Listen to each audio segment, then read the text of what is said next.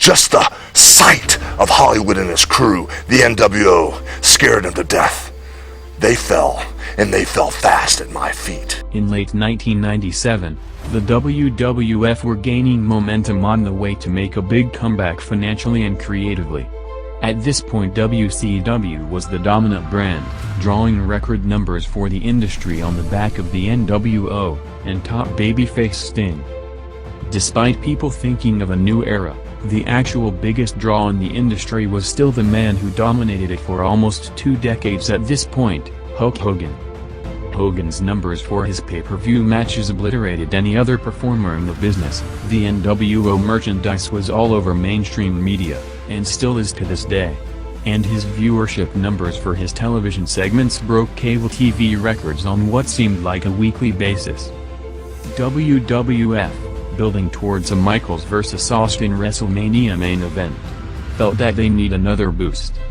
In a huge announcement, McMahon found his Hogan equalizer, one of the most famous personalities in sports history, Mike Tyson. Tyson at this point, the biggest pay-per-view draw of all time, was going through major controversies in personal and professional life. For McMahon, the timing could not have been better, as the mainstream media were looking for any public opportunity to interview and get a word from Tyson. Was Tyson really the answer for Hogan? Tyson made 4 advertised appearances on Raw, going head-to-head in live shows with WCW. Each of them hyped up throughout the week in endless commercials on the USA Network, as WWF were looking to finally break the losing ratings streak on the back of the mainstream exposure. Looking at the 4 Hollywood Hogan vs. Mike Tyson segments. 1. Monday night, January 19, 1998. Hogan did a 4.7 rating for a match against the Giant. Tyson did a 4.7 rating for his debut segment in confrontation with McMahon and Austin, with slightly less viewers than the Hogan match. The key point here, Hogan's match drew more viewers even though it was going head-to-head with a DX segment on Raw, which drew a 4.1 rating. Tyson's segment happened unopposed, as WCW were off the air by this point. 2. Monday night, March 2, 1998. Hogan did a 5.3 rating for a tag team match with Scott Hall against Randy Savage and Sting, beating an Undertaker-Kane segment on Raw with a 3.6. Tyson, this time going against WCW head-to-head, did Raw's peak 4.5 rating for a segment with Shawn Michaels, going against a Scott Steiner vs. Jim Duggan match that also did 4.5. 3. Monday night, March 9, 1998.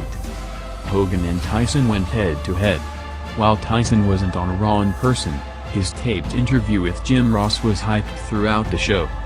Hogan did a 5.7 rating for a 6-man tag match with Hall and Nash, against Savage, Sting, and Giant. Tyson did a 3.3 for his interview in a segment that also had Austin and DX in it. 4. Monday night, March 23, 1998.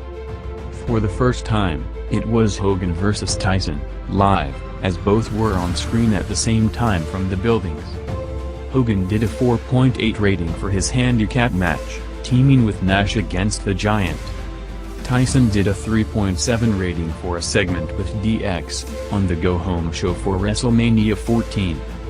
While Tyson gave the WWF a huge boost that started big momentum for the company on the way to the all-time peak of the industry, at that time, Hulk Hogan was still the man.